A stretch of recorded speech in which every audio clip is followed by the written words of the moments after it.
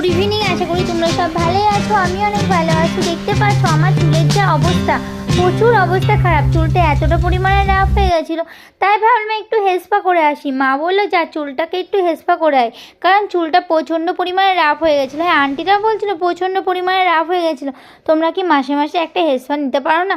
আমি বললাম হ্যাঁ অবশ্যই নিতে পারি, কিন্তু কি আর করবো বলো, তোমাদের হেসপার যা দাম, প্রচণ্ড পরিমাণে কিন্তু দাম, কিন্তু বেশি টাকা দাম না, তবুও আমাদের কাছে 500 টাকা অনেক টাকা।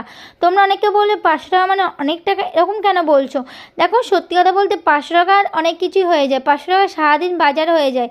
হ্যাঁ এটা সত্যি, গরিব ঘরে যারা গরিব ঘরে যে পয়সা মূল্য বোঝে তারাই বোঝে যে কতটা কষ্ট হয় একটা পয়সা রোজগার করতে বা কোনো কিছু করতে। জানো তো, তোমাদেরকে সব কিছু শেয়ার করছি, আমাদের রোজগারের মতন কেউ নেই, কারণ আমরা যতটা কষ্ট পরিমাণে আমরা বড় হয়েছি শুধুমাত্র ভগবানই জানে, আর কেউ জানে না।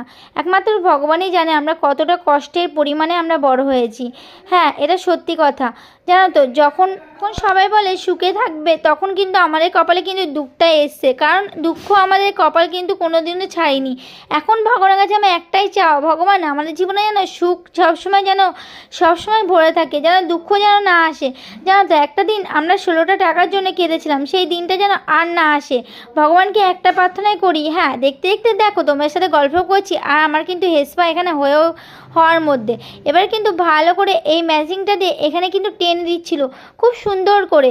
হ্যাঁ খুবই সুন্দর করে এখানে কিন্তু মাসাজ করে দিচ্ছিল। আর মাসাজ নিতে কার কার ভালো লাগে এরম অবশ্যই কমেন্ট করো। দেখো আমাকে কিন্তু চুল মাসাজ করে দিল, আর খুবই সুন্দর লাগলো সত্যি কথা বললে। আর এতটা পরিমাণে হাসছিলাম কি বলবো, হ্যাঁ খুবই হাসছিলাম। আর এরকম করে আমি কিন্তু কোনোদিনও করিনি, এই ফার্স্ট টাইম এরকম করলাম। তাই আন্টিরা জিজ্ঞাসা করছে যে তোমার লাগছে না তো? আমি বললাম না না লাগছে না। তো তারপর দেখো এখানে চুলটাকে ভালো করে ধুয়ে দিচ্ছিলো, সুন্দর করে ধোয়া হয়ে গেল চুলটাকে, এবার কিন্তু শুকিয়ে দিচ্ছিলো। এবার ভালো করে শুকানো হয়ে গেছিলো, দেখো চুল দাঁড় দিয়ে চুলটাকে ভালো করে শুকিয়ে দিচ্ছিলো, আর খুবই সুন্দর করে শুকাচ্ছে, এতটা সুন্দর করে শুকাচ্ছে কি বলবো। জানো তো, আর এত চুলটা রাফ হয়ে গেছে, পরিমাণে রাফ হয়ে গেছিলো বলার মতন না। হ্যাঁ খুবই কষ্ট হয় যখন চুলে সবাই বলে এই তো চুলটা বড়, কিন্তু দেখো চুল যখন বড় করতে হয় তখন কিন্তু কষ্ট করে করতে হয়। আমি কিন্তু অতটা যেমন কষ্ট করে খাবার খেতে হয়, তেমন কিন্তু চুলটাকে কষ্ট করে তেল দিয়ে বড় করতে হয়। তোমরা জানো তেল বা সাবান জল সব কিছু কিন্তু সবাই কিন্তু গায়ে লাগায়, এই করে ওই করে। হ্যাঁ চুলের পিছনে তেমন খাটনি আছে, চুলটাকে যত্ন করতে হয় তবেই চুলটা কিন্তু লং হয়। আর তোমরা তো জানো আমার চুলটা অতটা পরিমাণেও লং না, সবাই কিন্তু লং করে। আর তোমরা বিশ্বাস করবে না, আমি চুলের পিছনে অতটা পরিমাণেও খাটি না, কারণ সিম্পল যেমন চুল সবাই ব্যবহারের জন্য করে আমিও তেমনই করি।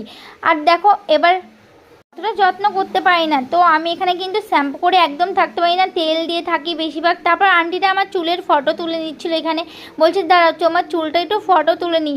তারপরে চুলে কিন্তু ভালো করে ফটো তুলে নিল। আর একদম ফাইনাল লুকটা তোমাদের কেমন লাগলো অবশ্যই কমেন্ট করে জানিও। এই দেখো ফাইনাল লুকটা আমার কিন্তু ভালো লেগেছে, কিন্তু কি বলবো আমার স্টাইলিং একদম পছন্দ না। Bye bye friend, love you.